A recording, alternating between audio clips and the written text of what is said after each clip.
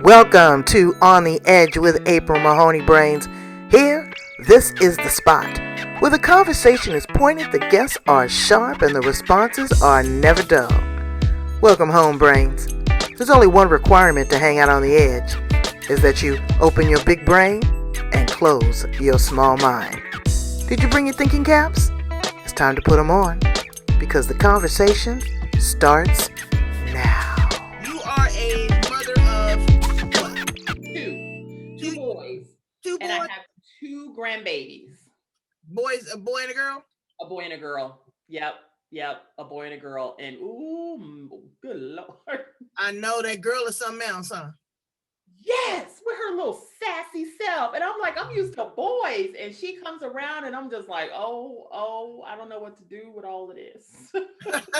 But it's the best thing ever because you know what? That's as my nephew says, that's saucy. Yes. We need in our life. That's what we need. We need a little bit of a challenge here on the edge. Brains, look who's here with me today. I can't even get this right. I can't get it focused. Lee Mariano. We're going to talk about things. We're going to talk about people things, you know? And guess what, Brains? She is the author of not one, not two, not three, but 39 books. Who does that? A brain. And, you know, I don't know how she gets to do that between, again, being the mother and a wife and a grandmother and also being the chief people officer. Chief people officer. I never heard that title before. At a cyber intelligence company, cybersecurity. So we're going to talk a little bit about that. And she's also a former Marine. So Brains, help me welcome her to the edge, Lee Mariano. Hi, baby. Hello. This is going to be a real good girlfriend conversation because, you know, again, we're going to be celebrating Women's History Month here in a minute.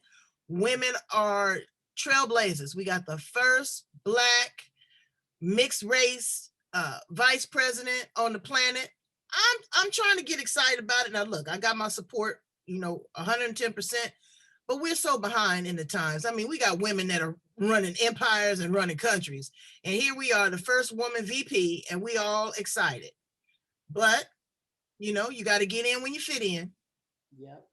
And so I'm excited. And you know a little bit about fitting in because you were a former Marine. That's no joke. I used to work over at the Marine Corps depot here in San Diego. And they would come in there and he'd be talking all like that. And I said, well, what's wrong with y'all's voice? Why can't y'all get some throat lozenges or something? He goes, it's froggy, ma'am. It's froggy, ma'am. That's what we gotta do. We got to tear them down before we can build them up. Yep. Okay. I wouldn't have lasted 15 minutes. I would have went AWOL. Okay. I would have, because I'm a marshmallow when it comes to, being all up in my face and spitting and pointing and all that kind of stuff. And don't ask me to do 20 push-ups, much less 50 or 100. I've been in the brig. How did you survive that? Tell us a little bit about your story. Oh my goodness. So, it's interesting. People often will ask me, why did I choose the Marines? And honestly, I chose it because when I was thinking about going into the military, college at the time wasn't an option for me. My family just didn't have the money. I didn't have the grades to get a scholarship. And so I needed a plan B. And so when I started thinking about the military, everyone was saying, well, go into the Air Force because that's where you'll fit in. It's nice. It's easy. And so I actually was a bit stubborn. And I was like, well, everyone's telling me to go into the Air Force, so I'm definitely not going there.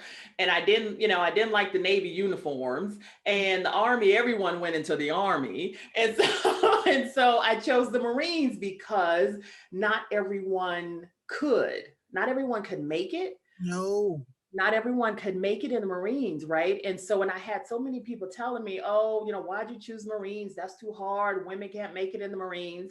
And I was like, watch me. So that was really my motivation, right? Because people were telling me I couldn't do it. So I said, well, let me show you how I can do it. And that's why I went in. It is one of the hardest. You really have to, and as the DIs or the guys coming in would, they say we have to tear them down to build them back up. That was exactly what they did. They literally broke you down. broke you down and then built you back up into something else. And that was I didn't even know like the mental, the like everything, how they just break you down. Like once you go through that, you can make it through just about like anything. Well, But it was again, hard. because they want to break you down. Number one, they want you to be able to survive. There is a code of ethics. You don't leave anybody behind. Those are your comrades. That's You got right. to fight to the death. You can't tell no secrets. Right. Whether you're a woman or not. You can't tell can't. no secrets. And again, if you have that kind of mentality, then you can forge ahead.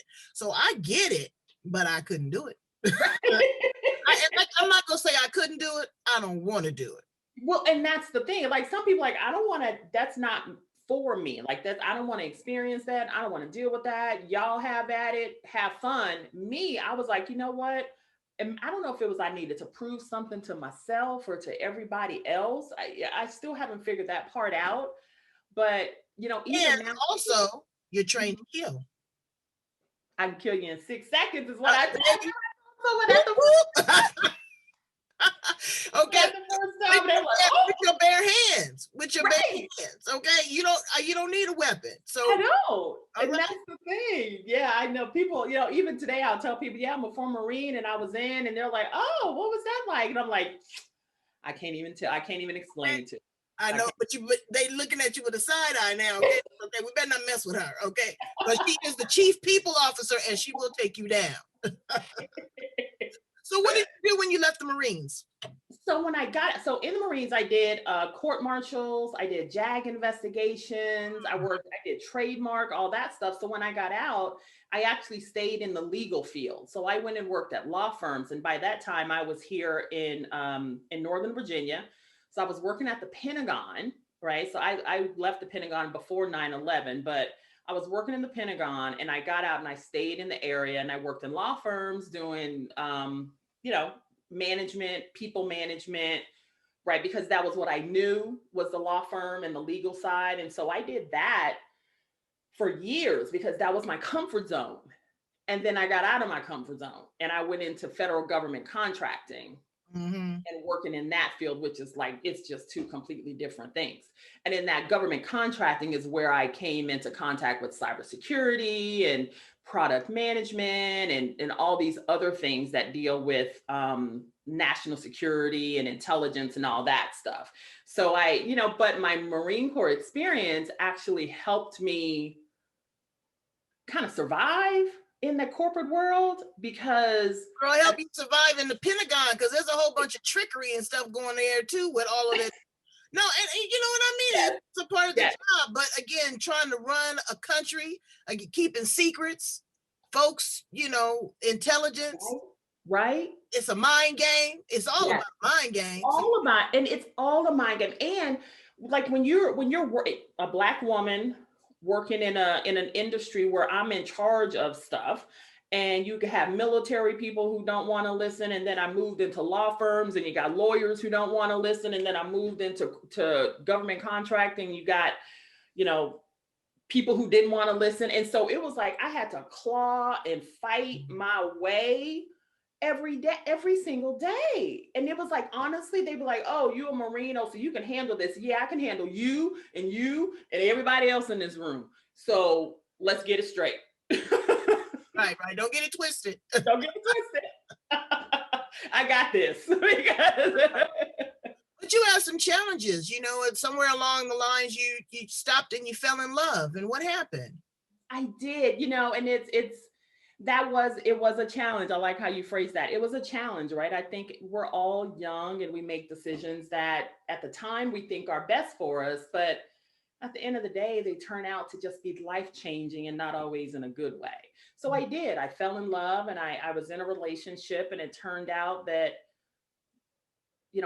he wasn't the person I thought he was. And he was, it became a domestic abuse situation where, and here's the thing, I hid it because at the time I was ashamed to say that I, as a strong, independent Black woman, a Marine had entered into this relationship where my spouse at the time was abusive, and I hid it. I didn't want to share that with anyone. Right. And you get to a point, you get to a catalyst point, right? Where you have to say, how much longer am I going to do this? And what is going to happen to me if I stay? And Mm. I also had my son, my oldest son, to think about. And I had my catalyst moment where I was like, this is it, no more, right? No more. And I took the steps to say, I'm getting out of this. I took the steps to say, no more of this. Me and my son are getting the hell up out of here. And whatever happens to you with the court martial, deuces. Right. I had, because I had to, that was my survivor mode. I went into survivor mode, and I realized that at the time, my shame that I had gotten myself into this situation impacted how long I stayed. Now, mind you, I didn't stay for very long. I didn't, some people stay for longer, some people stay for shorter. Your journey is your journey, right? But when I got out, I reinvented myself because I knew that I had gone through that, but I was stronger after that experience because I And knew. let me interject, but that just shows the tenderness and the compassion of a woman. Mhm, Because again, like I said, you was a trained killer. mhm. That's what they didn't invite you there for milk and cookies. Right, right. And you could have taken him down at any time, Mhm, but mhm. you still fell victim to Right, love. You fell right, victim to love. And you right. still wanted to love beyond the circumstance. So Mhm. I say that to you women brains out there, that there's no shame associated in it. You get it when you get it, Right. but you got to get out too. That's the key. You got to get out. And if you find yourself in that situation, talk to someone, right? This was 25 years ago for me. And I was, again, it's that it was a situation, right? And I look back on it now and I say, girl, you really, really? But then I also have to also think about the process, right? When you're in that tough situation, what happens is they peel away at the layers that make you you. They tear you down. They do Lay it things, down to build right, you back up. in their image, how they want, right? And so, if you're in that situation, for the women listening to this now, understand that you are not alone, that there are people out there that will help you, but you have to stand up. That's right. You have to stand up, and you have to be prepared to get you and your children or whoever get the hell out. You have to be ready for that. And when you're ready for that, nothing will stop you from getting out. But you Nothing will stop gotta you be from determined. getting out. And you Yeah. gotta find that self-love, and you gotta Mhm. be vulnerable. And you know what? You may be broke, not have no money, but somebody will help you. Yes, they will. You got to tear yourself down to build yourself back up. That's right. So you forged ahead. So Yeah. here you go. And now you are again working at the Pentagon. Yep. You've left there and now you've gone into corporate America. Woo, what a ride. All right. Let me tell you something. It's like whiplash, I whiplash. know you're going full circle, getting all dizzy and stuff. And you fell in love again. Tell us a little bit about where you are now and what you're doing. Yeah. So I did. I fell in love again. My husband and I have been together since 1998. So that's 23 years. Good Lord. Yes, 23 congratulations. years. I had to count on my fingers. So 23 years, we had a second son. And we've actually forged a life that, together as a family, that I can be proud of, that I'm extremely proud of, and raising our sons. And, I now have two grandbabies, but I'm also in a position where about 10, 11 years, 2009. So 12 years ago at this point. Um, I'm a voracious reader. Or you mentioned earlier that I'm an author. I am a voracious reader, and I will read until my eyes cross. And my husband is Italian, so we're in an interracial marriage. So I found books that reflected my life, and I didn't even know they existed. And I read as many books as I could until I got to the point where my husband said, why don't you write the type of book you want to read? Mm, And that was an aha moment for me. So I was like, oh, wait a minute. Oh, okay. because I've recreated all these stories and I have all these stories in my head. And he was like, put them, all these stories that you've been thinking about, put them out on paper and write a book. Because if you're looking for these books, then other people are looking for these books as well. And that was the journey. That was what started my writing career, right? His encouragement, his support.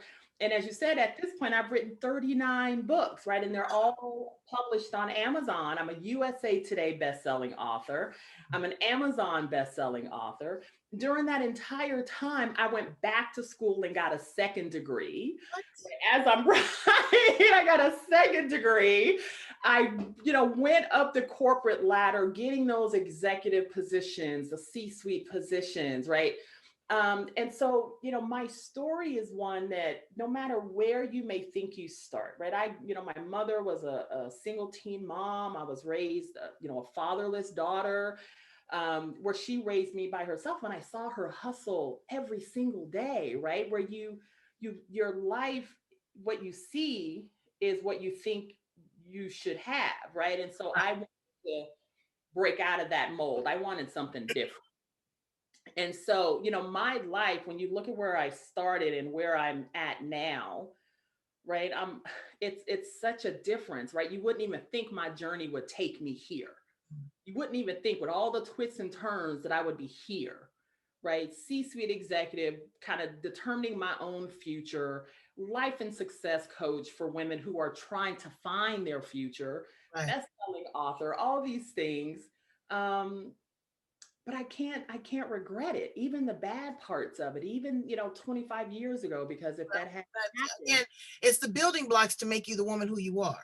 That's right. If you had not experienced those things, a lot of people are like, I have a bunch of regrets. I don't have no regrets, baby, because I've lived.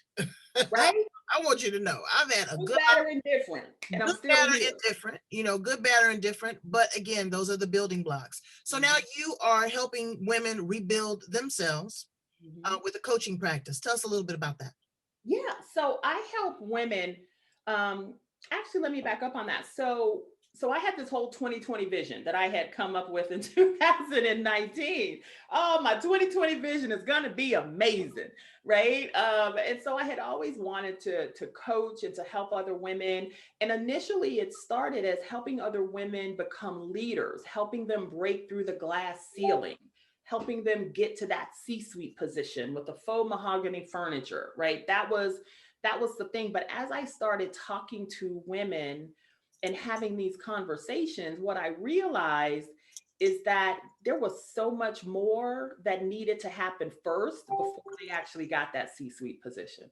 These were women who were holding on to childhood trauma of not having a safe space to fail, or of, unfortunately, molestation, or, being told they weren't good enough, they weren't pretty enough, they weren't smart enough, like all these things that they went through, right? And then they also, had these feelings of inadequacy.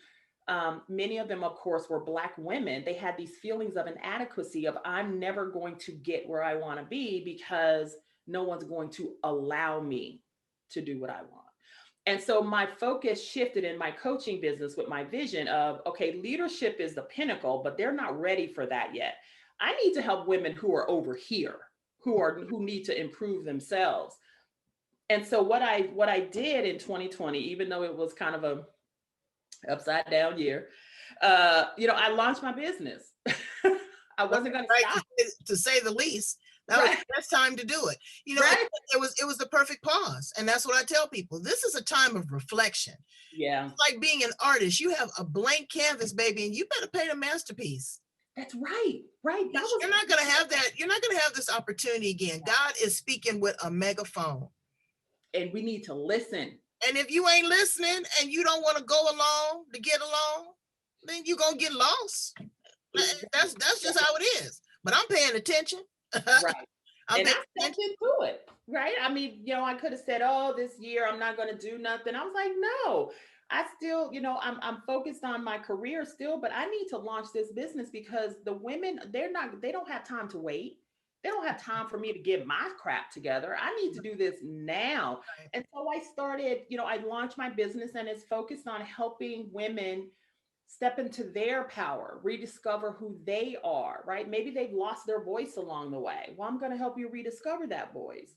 Maybe you lost yourself in the titles that people put on you, wife, mother, daughter, sister, right? That you don't even know who you are anymore. So Now it's teacher and it's nurse and it's, you got all these other titles. But, what is your secret sauce? Okay. And I understand that, again, you've been trained by the best, really, on how to rebuild yourself. But give that woman that's listening to you right now, one or two things that she can just kind of, take that mirror and look at and ask herself, what can I do? This is where I am, and this is where I want to be. What are one or two first steps that she can take? Yeah. So I would say the first step in that would be recognizing that you do not have to clarify, justify, apologize for who you are or what you want to do with your life. You owe no one anything except for yourself. If someone questions you, if someone challenges you, if someone says, why are you doing this? Because you should be doing X, Y, Z, tell them this is your journey. This is your story. And you don't have to justify yourself to them. You just don't. Right. And I think we fall into that trap a lot of wanting to negate who we are. We want to minimize who we are because we want to make other people feel better. And I would say to any woman listening out there, stop apologizing for who you are. Don't ever apologize to someone because you're strong, because you're independent, because you cry, because sometimes you're weak, because you want to have a career that they don't understand. It doesn't matter. It doesn't matter what they think. All that matters is what you want to do, and are you living the way you want to live? And if they don't understand that, then that's too bad for them. That is not your problem. That is not your problem. And you know what? My mother is 91. I tell the story all the time. My mother doesn't apologize. She does, for nothing. Because you know what she says? And it used to annoy me, but it is, she said that you understand your intention from the get-go. You know what you are plotting and planning. Thank you. You know what you're thinking. You know what you want to do. You know what you want your end result to be. She said, so why are you going to sit up there with some empty words about, I'm sorry? No. She said, you don't ever admit to being sorry. Sorry people are pathetic. Now, of course, you can be mindful. Yes. You can make corrective action. Yes. You can grow. You can develop. You can learn. But to be sorry? No. I ain't sorry. No. So I get it. I get it. No, I get it. Sorry for your success. You're not sorry for what you've achieved. How can you be sorry for everything that you have done in your life that has brought you to this point? I am not sorry, and I am not apologizing. Right. And if you, other person, cannot accept that, then that is your problem and not mine. Right. And I think we fall into that trap too much, and we start, oh, I'm sorry. No, you're not. Stop apologizing. And you know what? A lot of times you ain't sorry. You're not sorry. You're just trying to say that to get somebody up off you. That's right. You don't want people. I was good at that. I was good in the corporate world. Oh, I apologize. I'm so sorry for that. All the time in the back of my mind, knowing I don't give a dookity. I ain't sorry for that. But what happens? That de-escalates. It does. And that's why somebody in customer service right now, the first thing they say is they teach you empathy. Apologize, be empathetic. Them people don't know you. They don't care that your lights is cut off and you can't pay your bill. Okay. But they can be powerful words in the right context. Okay. Now I'm not trying to say that, I agree. Be rude and disrespectful.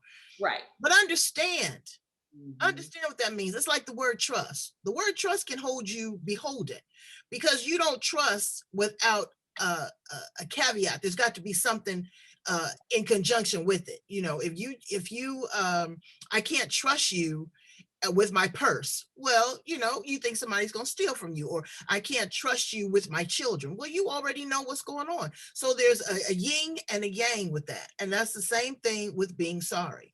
And so we don't want to be sorry individuals. We want to be thought-provoking. We want to own it. We want to take some ownership. Talking about ownership, let's talk about your latest book. Do you have that there, girl? Let's share that with my brains. Ooh, What? This is the Heaven on Earth series. Please tell us what's inside of that, because he got his hand all on that hip. So this Heaven on Earth series. So this series is, I love this series. It's actually 4 books involved in this series as of right now. This one has 3 books included, and you can purchase it on Amazon.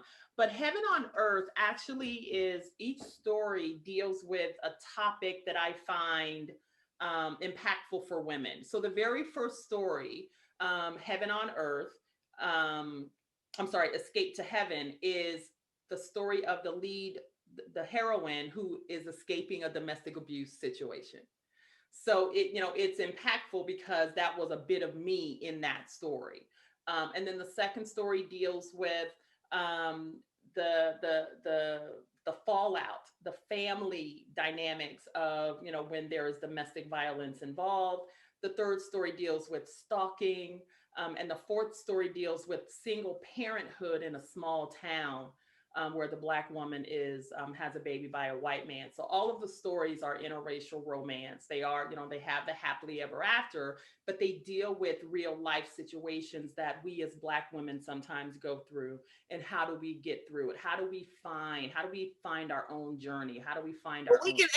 We can ask our first gentleman and our first woman vice president.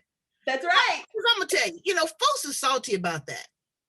Folks is, yeah, girl, they got issues with it. They say she want to piggyback on the Black, but she don't, but she married a white man. And you know what? You got to find love and believe and trust. She had to go through that through her own journey. That's right. Okay. That's right. And if she had made another choice, that would have been okay. I'm sure she kissed some frogs till she found a prince. I'm sure she did. She did. And I don't have a problem with it. I don't have a problem with it. Love is love. I think sometimes people put their own insecurities and expectations on other people. But here's the thing, just because, and I feel strongly about this as well, it doesn't matter the skin color of my husband. I know who I am. I'm a Black woman in America. I was raised this way. I can't get away from it. It's not like you can't tell who I am. And my struggles as a Black woman in corporate America, the Marine Corps, everything that I've accomplished, that it is always painted with that brush of me as a Black woman living my life. Who I fall in love with, who I choose to marry doesn't negate my Blackness. It simply means that's who I happen to fall in love with. And let me tell you, I'm sure that it's a cultural awakening for a white man to be with a Black woman, okay? Because he's got to tighten up his bootstraps. Right. Okay, it ain't for chumps. When I put on my bonnet at night, don't say nothing. Don't get really. Okay, when I ask you to help me take my braids out, okay. And look at me funny. Just go with it. You're integrating your children into a multicultural thing. Yeah. See, now it's different. It used to be black and white. Now it's same gender. Yeah. Now you've got, 2 women raising a child. You got 2 men raising a child, or gender identity. That's There's a lot of stuff going on, and the world is ever evolving. Brains, you better catch up. Because folks are still talking about that black and white, and there's nothing that we can do about that. That's how we came into the world. People need to move on. It's time, because this is a new world, right? And I think when we hold on to those types of things, we get stuck and we get stagnant, and we can't see the world around us, and we miss out on opportunities, right? And I know I'm not a relationship coach, but here's what I tell you: women out there, single women, y'all need to look for love where it's at. And quit tripping and messing around. Quit sex texting. I love that. I can't do nothing with that. I don't need to see your junk on that. Don't do nothing for me. Nothing. But piss me off. And you know what? relationships, how to keep a man or how to keep a woman. I've been married to Mr. Magnificent for 36 years. Oh, Baby, and I love the breeze that keeps that brother cool. I want you to know. right, Okay. right, He wakes up every morning and says good morning to me. yeah, He kisses me. When I do things for him, you know what he does? He says, thank you. Just yes. the little things, buys me flowers, tells me I'm beautiful when I got the bonnet on or I'm taking my braids out, Oh, you know? oh, that's like, Okay. yes, It's the simple things. I cook him dinner. I see he's had a hard day. Baby, let me take your shoes off and rub your feet. right. It's not a whole lot. No, It's not a whole lot, yeah. and it is a discipline. It's Yeah, a discipline, but yeah, there's a love there. And when you love somebody, when you truly love somebody, you are going to do everything and anything you can to make them happy because that makes you happy. that's right. That's right. Absolutely. And it's You don't and get people think you need to do these big grand gestures and like no, you just don't need to forget who you are. You right. don't need to lose yourself in your partner, but you need to understand that when you find someone that's soulmate, right? And sometimes you're gonna kiss some frogs, and sometimes you're gonna go through it, right? You're gonna go through it, right? Girl, But when, please. right, but when you find your one, that's where it's easy, it's comfortable.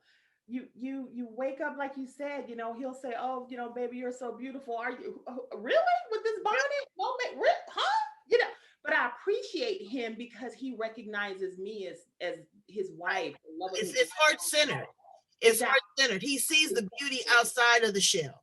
exactly. Outside of the shell. And and it's a lot, but that takes work and it takes maturity and Yeah, a willingness, and and yeah. and and people just don't have it in the world right now. But again, like I said, we got this blank canvas and it's time to paint a masterpiece. Please tell my brains how to get in contact with you. I want them to do a little bit more deep diving. I want them to purchase one of them 39 amazing books. You got to send me one so I can sit here and read. I'm gonna send you one that's like, either this one or some other ones. Well, I'm send it to me, girl, because I'm ready to read. I've been doing that. I told you I've been binging on my Netflix. So, again, I'm so glad that this cotton picking pundits and opinions and all that kind of stuff is off the TV. It was giving me an ulcer. yes, I'm so done with that. I am so ready for I am just a done with lighthearted something. lighthearted something. So tell But them how to get in yes, contact with you. absolutely. So if you're interested in reading one of my books, you can look at me. You can look me up on Amazon, Rihanna Mallory. I'm also on Facebook and Instagram and Twitter, but you can look me up right on Amazon and you can look at all my books and see which ones you're interested in. They are all romance. They are all steamy. So make sure you are ready to get the fan going when you read some of my books. But I write about love. I write about love, and that is the focus of my books. But if you're interested in talking to me further about my coaching and what I do on that front, you can reach me on Facebook at Alexadom Coaching. That is my business page. You can look me up, Lee Mariano, right? And just reach out and let me know you saw me here with On the Edge. And then you right? Or you can woohoo, hello brains. Or you can look me up as Alexadom Coach on Instagram and Twitter as well. But I am absolutely welcome to hearing from all of you, and I would love to work with you if you are looking for someone to partner with you on just really leveling up your life and stepping into your power. That is what I am all about. Or if you need to be towed down to be built back up. Build back up, I can help you with that too. We're gonna peel back the layers. We're gonna peel Back the back layers, the baby. layers. It's gonna be a big old onion. And feel and understand what's going on with you. And we're going to then get you back to where you need to be. That's right. That's right. Well, thank you so much, my sister. I love you from the bottom of my socks because my heart just isn't deep enough. Thank you so much. This has been so great. All right. And we will, Brains, you know what you need to do? Subscribe. If you haven't subscribed, I don't know why. Go back and listen to other edgy conversations. We got over 800. 800. Who's doing that? Brains. So again, I appreciate you and come on back. Talk to me, talk to my family of brains. Men, you can use this too, so you can get into the psyche of your woman. Make your house a happy home. That's right. That's Bye.